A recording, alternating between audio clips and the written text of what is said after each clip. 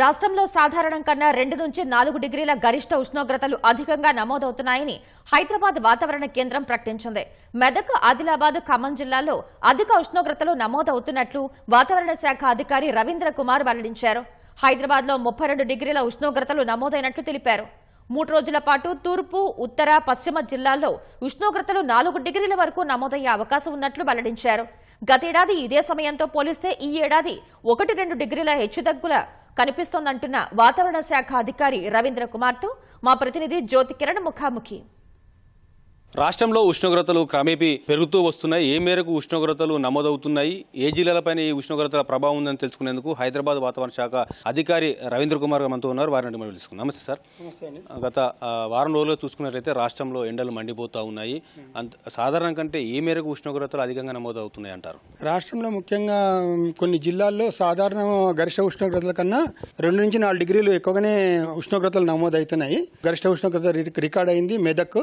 దాని తర్వాత ఆదిలాబాదు, ఖమ్మము 35 డిగ్రీల గరిష్ట ఉష్ణోగ్రత 2వ స్థానంలో ఉన్నాయి. హైదరాబాద్ లో ప్రస్తుతం 32 డిగ్రీల గరిష్ట ఉష్ణోగ్రత రికార్డ్ అయింది. ఈ గరిష్ట ఉష్ణోగ్రతలు వచ్చే 3 రోజుల్లో 2 నుంచి 4 డిగ్రీలు వరకు సాధారణం కన్నా 2 నుంచి 4 డిగ్రీలు పెరిగే అవకాశం ఉంది. ఆ తర్వాత క్రమేపీ అవి 1 నుంచి 2 డిగ్రీల సాధారణ గరిష్ట ఉష్ణోగ్రత కన్నా ఎక్కువగా రికార్డ్ అయ్యే అవకాశం ఉంది. ఈ 3 రోజుల పాటు ఏ జిల్లాలో అధికంగా ఉష్ణోగ్రతలు నమోదయ్యే అవకాశం ఉందంటారు? తూర్పు జిల్లాలైన ఖమ్మము, భద్రాచలంతో పాటు ఉత్తర జిల్లాలైన ఆదిలాబాదు, నిజామాబాదు, పశ్చిమ జిల్లాలైన మెదక్ అలాంటి ప్రాంతాల్లో కొంచెం ఎక్కువగానే సాధారణం కన్నా 2-3 డిగ్రీలు ఎక్కువగా రికార్డ్ అయ్యే అవకాశం ఉంది.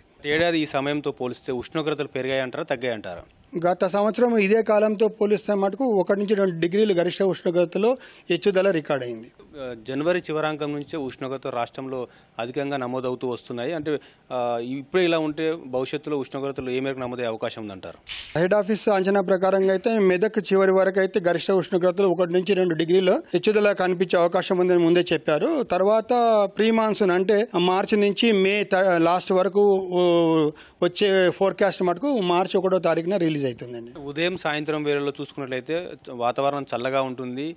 10 దాటితే మళ్ళీ సాయంత్రం 5 గంటల వరకు ఉష్ణోగ్రత అధికంగా నమోడంతో పాటు ఉక్కపోత కూడా ఉంటుంది. ఎందుకంటారు? యాక్చువల్గా ఏంటంటే ఇది ట్రాన్సిషన్ పీరియడ్. ఆల్రెడీ ఇంతకుముందు చెప్పినట్టుగా ఇది చలికాలం నుంచి మనము ప్రీ మాన్సూన్ సీజన్లోకి, ఎండాకాలంలోకి ఎంటర్ అవుతున్నాము.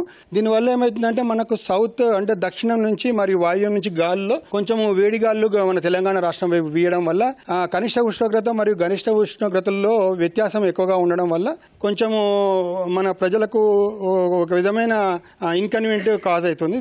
దీనివల్ల కొంచెం మనకు ఉష్ణోగ్రతలు ఎక్కువ ఉన్నట్టుగా అనిపిస్తుంది. ఉక్కపోత ప్రధానంగా ఉండడానికి కారణాలు ఏమిటంటారు? ఇది మనకు సముద్రం నుంచి వీచే గాలి కదా, వాయువ్య దేశం నుంచి వీచే గాలు, దాంట్లో కొంచెం తేమ శాతం అధికంగా ఉండడం వల్ల ఉక్కపోత కూడా కొంచెం ఆస్కారం ఉంది.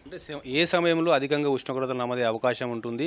ఆ సమయంలో ఎలాంటి జాగ్రత్తలు తీసుకోవాలంటారు? యాక్చువల్గా చెప్పాలంటే మనకి ఏదో హీట్ వేవ్ లాంటి పరిస్థితుల్లో మటుకు జాగ్రత్తలు తీసుకునే అవకాశం ఉంటుంది. ఇప్పుడు ఏంటంటే కొంచెం ఇన్కన్వీనియన్సే కాజ్ అవుతుంది. దానివల్ల ప్రజలకు పెద్ద ఇబ్బంది ఏమి ఉండదు. ఉదయం వేళలో చూసుకున్నట్లయితే పలు జిల్లాల్లో పొగమంచు కమ్మేస్తుంది. ఏ జిల్లాలో ఈ పొగమంచు ప్రభావం ఉంటుంది? ఎన్ని రోజుల పాటు ఉండే అవకాశం ఉందంటారు? పొగమంచు ప్రభావం దాదాపు తగ్గిందని చెప్పాలి. ఇది మోస్తరుగా కనిపించేది ప్రత్యేకంగా అటవీ ప్రాంతాలైన ఆదిలాబాదు మరియు ఇక్కడ మన భద్రాద్రి కొత్తగూడెము, ఈ ములుగు ప్రాంతాల్లో కొంచెం మేర కనిపించే అవకాశం ఉంటుంది. ధన్యవాదాలు సార్.